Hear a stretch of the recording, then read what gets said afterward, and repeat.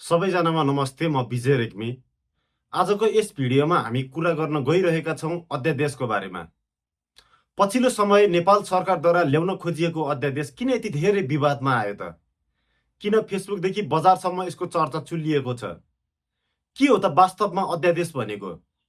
आउनुहोस् यसबारे आज विस्तृत रूपमा छलफल गरौँ। नेपालको संविधानको भाग 9 को धारा 114 मा अध्यादेशबारे खुलाएको छ। अध्यादेश भनेको के हो त? अध्यादेश भनेको संसद नचलेको अवस्थामा, अर्थात् जुन बखत संसद चलेको छैन, संसदको अस्तित्व छैन, त्यो अवस्थामा अत्यावश्यक काम परेको बेलामा कुनै कानुनी व्यवस्था ल्याउन पर्यो, कुनै काम गर्न पर्यो, त्यो गर्नको लागि मन्त्री परिषदको सिफारिसमा राष्ट्रपतिले अध्यादेश जारी गर्छन्।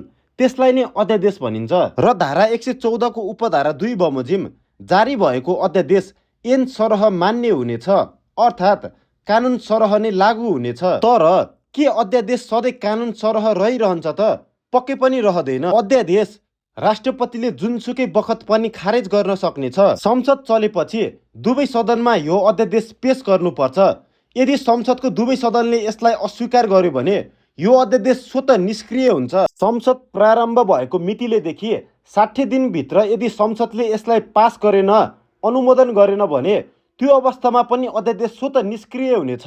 अहिलेसम्म हामीहरूले के बुझ्यौँ भने अध्यादेश भन्नाले अस्थायी कानुन रहेछ, जुन संसदले पास गरेपछि मात्र स्थायी कानुन बन्ने रहेछ। अब अध्यादेश सही गलत भन्दा पनि यसको उद्देश्य र परिणामले यसको मूल्य निर्धारण गर्छ। अहिले सरकारले सहकारी र संवैधानिक परिषद सम्बन्धी 2वटा अध्यादेश ल्याउन खोजेको छ। र अहिले सदन बस्ने ठाउँ हुँदाहुँदै र अब तत्काल बजेट अधिवेशन बस्ने अवस्था आउँदाहुँदै सरकारले किन अध्यादेशको बाटो रोज्यो भनेर विवाद चर्किएको छ। यसबारे हजुरहरूको विचार के छ त? कमेन्टमा अवश्य भन्नुहोला।